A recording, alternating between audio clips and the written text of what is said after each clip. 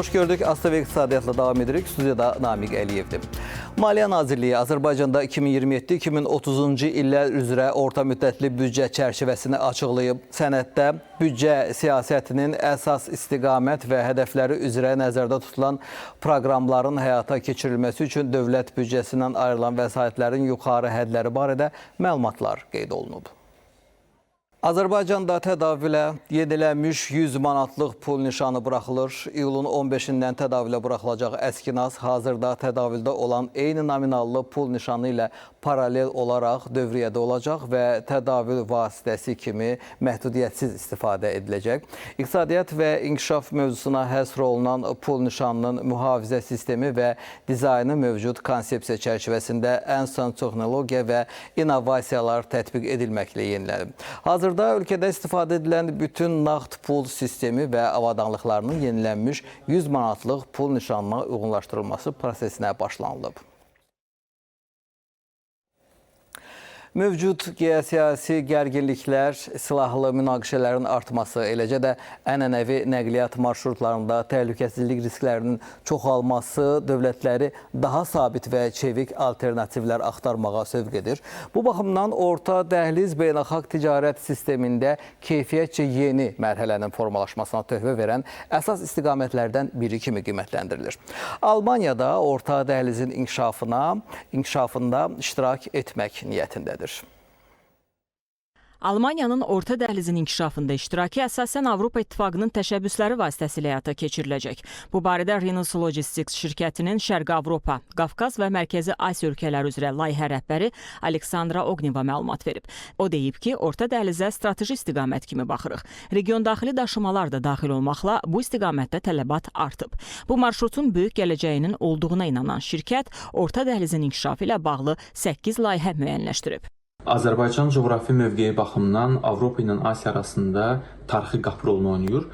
Bunu qədim köklərə söykənən İpək yolu vasitəsilə də görmək mümkündür. Bu yol hansı ki Çindən başlayıb Azərbaycana keçərək Avropaya doğru yol alır.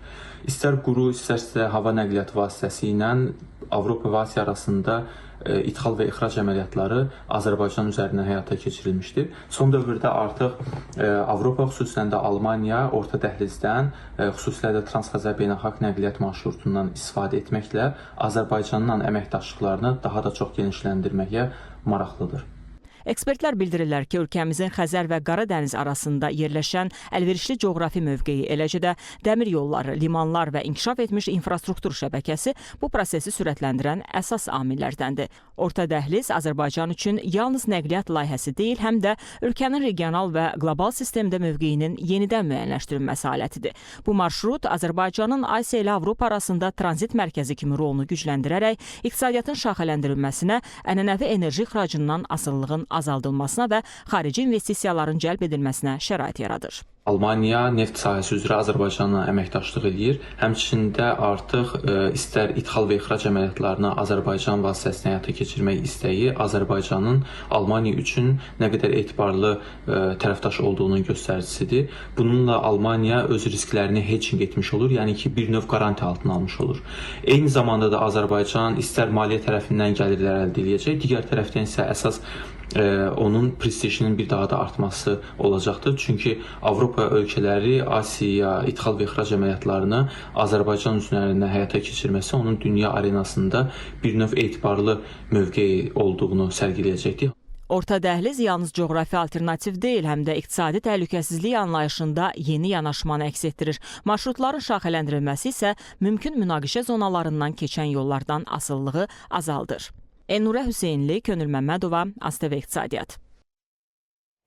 Bəli, ASTV İqtisadiyyata baxırsınız. BP Babək layihəsinə maraq göstərir. Energetika naziri Pərviz Şahbazovla BP-nin Azərbaycan, Gürcüstan və Türkiyə üzrə regional prezidenti Giovanni Kristofili arasında keçirilən görüşdə bu barədə bildirilib.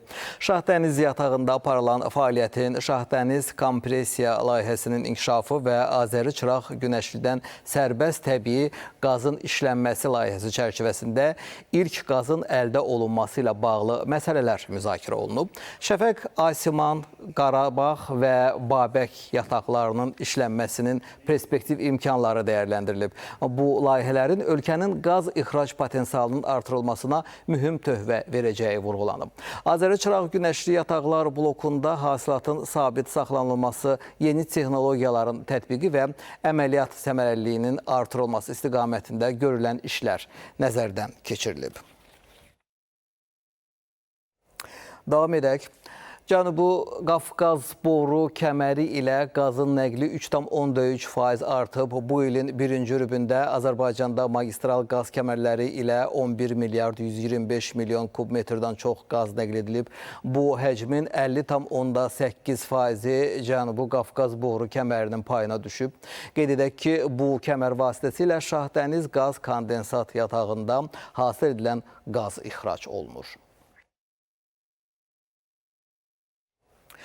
Beynəlxalq Valyuta Fondu yaxın şərqdə baş verən münaqişə fonunda qlobal tənəzzül riski ilə bağlı xəbərdarlıq edib.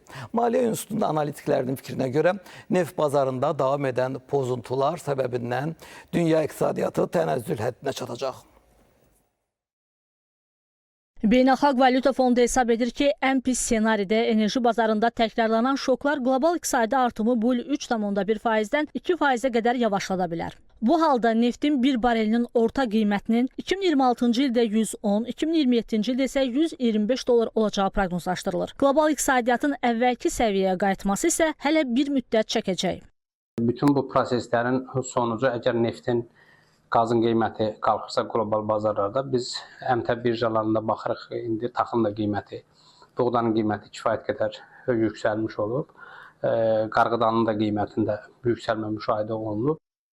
Beynəlxalq Valyuta Fondunun ehtimalına görə ən əlverişli senaridə münaqişənin qısa müddətli olacağı, 2026-cı ilin ikinci yarısında neft qiymətlərinin normallaşacağı gözlənilir. Bu halda ilin yekunları üzrə bir barel neftin orta qiymətinin təxminən 82 dollar olacağı proqnozlaşdırılır. Eyni zamanda burada sığorta sektorunda da müəyyən çətinliklər yaranır. Həm lojistika daşıma üçün, həm də sığorta. Çünki gəmilərin risk primi yüksəldiyi üçün sığortalanma məsələsi yüksəlir, sığorta qiymətləri artır. Bu da daşımaçılığa öz-özlüyündə təsir edir. Gübrə məhsulları bu regionda istehsal olunur, azot gübrəsi xüsusilə. Buradan həmin bu azot gübrəsi qaz xammal olaraq istifadə edilir. Həmin burada qazın bu şəkildə çıxış çətinliyinin olması gözlənilir ki, eyni zamanda da gübrə daşımaçılığında da ciddi problemlərin olması kənd təsərrüfatı sahəsinə ciddi təsir edəcəyi gözlənilir. Aralıq ssenari isə münaqişənin daha uzun müddətli olacağı nəzərdə tutulur. Bu halda neftin bir barelinin qiyməti təxminən 100 dollar səviyyəsində qalacaq və 2027-ci ildə 75 dollara qədər azalacaq. Qlobal iqtisadi artım isə bu il 2025-ci ildəki 3,4%-dən 2,5%-ə düşəcək. Əli Rızayev, Aytan Abdulova, ASTV İqtisadiyyat. Bu ay neft bazarlarında vəziyyət daha çətin olacaq. Bu proqnozu Dünya Bankı verib. Bank yaxın şərqdəki müharibədən ciddi zərər görmüş ölkələr üçün 100 milyard dollar həcmində maliyyə yardımı ayıra biləcəyini də açıqlayıb. Amerika Birləşmiş Ştatları və İsrailin İrana qarşı əməliyyatı qlobal neft qiymətlərinin artmasına səbəb olur. Bu səbəbdən aprel ayı enerji bazarları üçün martla müqayisədə daha çətin keçəcək. Xüsusilə inkişaf etməkdə olan ölkələr daha çox zərər görəcək. Bu proqnozla Dünya Bankı çıxış edib. Yaxın şərqdəki vəziyyətlə bağlı fikrim belədir. Birincisi, inanıram ki, aprel ayı insanların indi düşündüyündən daha çətin bir ay olacaq. Çünki mart ayında dənizdə olan bütün neft artıq çatmalı olduğu yerlərə çatıb və həmin ay ərzində Hörmüz boğazından başqa heç nə keçməyib. Real bazarda qıtlıq siqnalları getdikcə güclənir. Müharibədən əvvəl körfəzdən kənarda tankerlərdə saxlanılan təxminən 89 milyon barel neft ehtiyatları artıq tükənib. Digər tərəfdən Amerika Birləşmiş Ştatları Hörmüz boğazında mümkün blokada ehtimalı vəziyyəti daha da gərginləşdirir. Artıq 2 gündür ki, ABŞ hərbiçiləri tankerlərin hərəkətinə nəzarəti gücləndirib.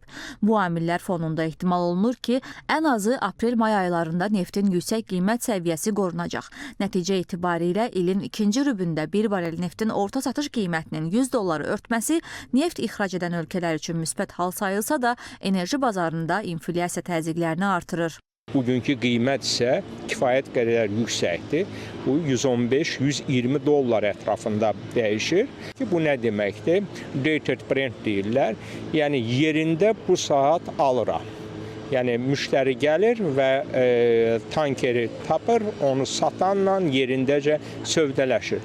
Və bu baxımdan da Azərbaycan neftinin qiymətinə, hansı ki Ceyhan terminalından satılır, biz ona baxsaq London birjasında futures qiymətləri 95, ancaq Azərbaycan nefti bax ki 114-115 dollara satılır.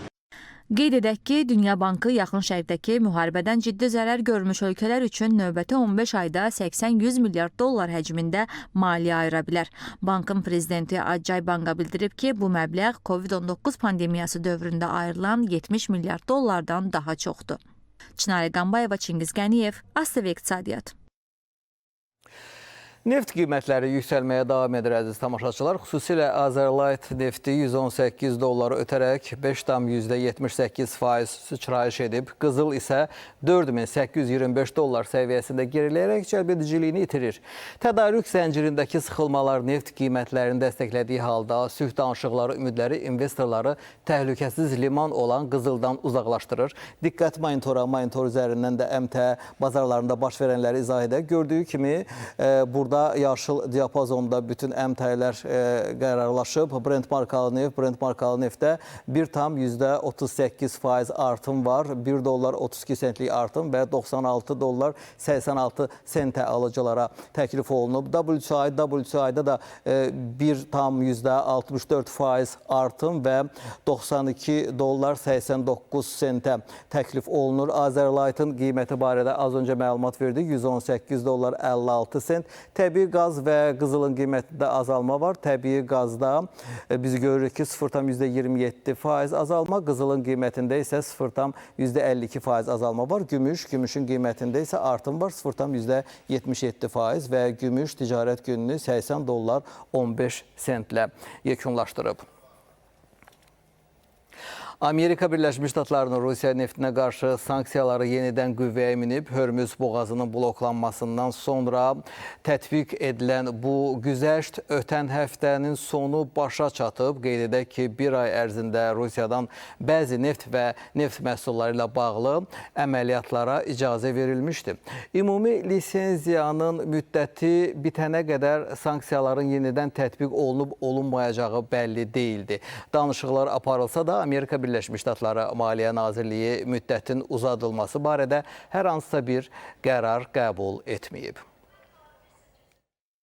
Avro və funt sterling dollar qarşısında zəifləyir, əziz tamaşaçılar. Türk lirəsi və Rusiya rublu isə dollar qarşısında dəyər itirməkdə davam edir. Gəlin monitora nəzər salaq. Bəli, cütlüklərə baxırıq. Görürük avro-dollar cütlüyü 0,16% geriləmə. Avro-dollar qarşısında zəifləyib. Funt sterlingdə də biz 0,17% geriləmə görürük. 1,35 səviyyəsində qararlaşıb. Türk lirəsi 44,75, Rus rublu 75,85 səviyyəsində qərarlaşma var. Çin yuanında da möhkəmlənmə var. 0,8%, 6,82 səviyyəsində qərarlaşıb. Azərbaycan manatı sabit qalıb 1 manat 70 qəpik. 1 avro 2 manatdan bir qədər artıq ticarət olunur. 100 Rus rublu 2 manat 24 qəpik. Türk lirəsi və Çin yuanı isə sabit qalaraq dəyişməyib.